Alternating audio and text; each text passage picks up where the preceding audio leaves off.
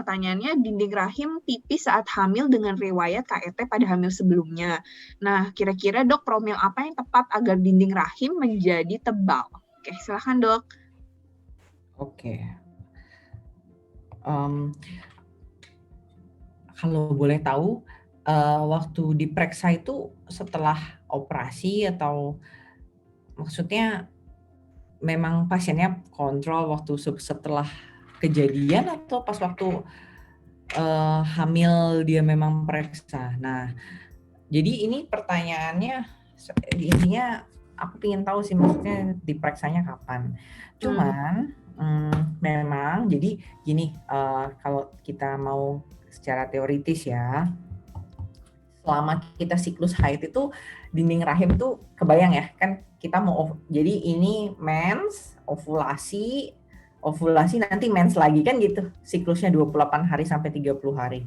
Nah, waktu hamil dok itu KET bulan Juni 2021 dan hamil lagi 2022. Waktu hamil KET bulan Juni, hamil lagi 2022 yang hamilan keduanya berhasil. Waktu hamil dok KET Juni 2001, hamil lagi Januari 2022. Berarti ini sekarang lagi hamil. Iya. Lagi ongoing Januari Februari. Iya Mbak Rizka ya. Boleh di chat aja nggak apa-apa. Diketik aja mungkin.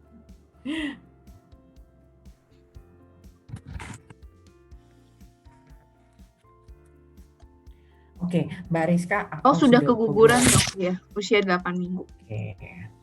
Oke, aku jelasin aja ya Mbak Rizka ya.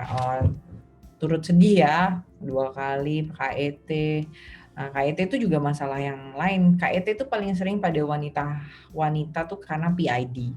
Jadi pelvic inflammatory disease atau yang kita namakan sebut dengan infeksi organ panggul. Jadi misalnya keputihannya berulang, terus ada agen bakteri di sana dia naik ke rahim naik ke tuba atau saluran indung telur. Nanti di situ di saluran indung telur karena di saluran indung telur tuh ada kayak sapu ya namanya silia. Jadi dia tuh calon bayi itu dijalanin kayak gitu, disapu ya katakan ya dokter Yana ya.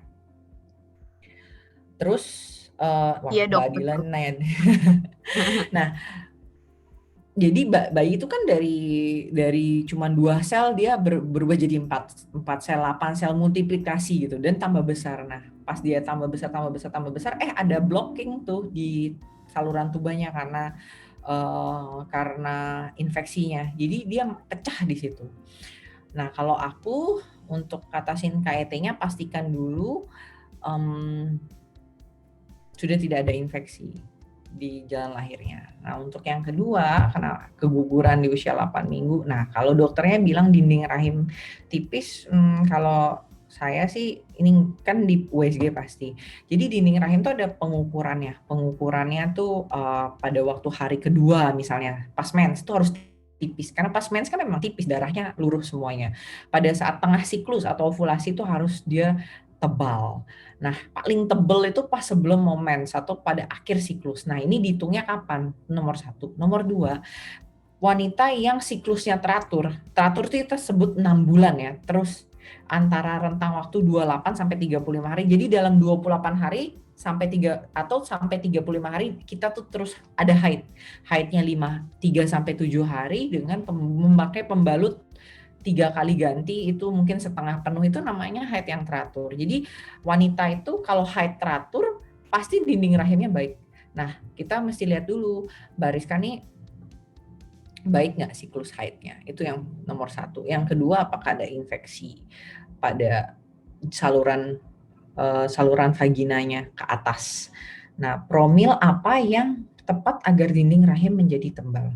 Nah, kalau misalnya benar-benar nih karena nggak tebal itu ya mungkin kita bisa support dengan estrogen ditambah hormon atau progesteron.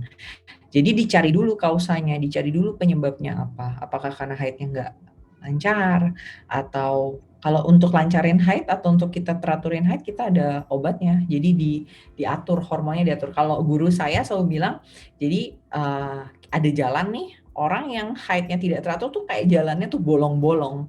Jadi dikit-dikit kita kayak bannya kena masuk ke dalam bolongan jalan itu. Jadi supaya dia bisa hamilnya lancar, pada akhirnya target kita kan hamil yang baik ya. Jadi bolong-bolong itu harus ditimbun dulu sama aspal supaya dia mulus jalannya. Aku harap bisa menjawab ya Dokter Yana ya, seperti itu. Jadi dicari dulu kausanya, mungkin bisa konsul sama obgyn yang Mbak Rizka nyaman ya, yang Mbak Rizka nyaman. Mbak Rizka nyaman cari dulu penyebabnya apa.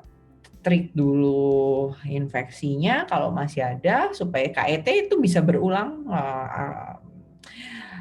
Ya pasien pasti agak kepikir ya kalau kita dokter obgyn bilang KET itu bisa berulang, tapi kita harus tahu maksudnya ke depan tuh rencana kita apa supaya pasien tuh tidak berulang kali kecewa. Kan kalau kecewa sekali aja udah sangat bikin down, apalagi berkali-kali ya.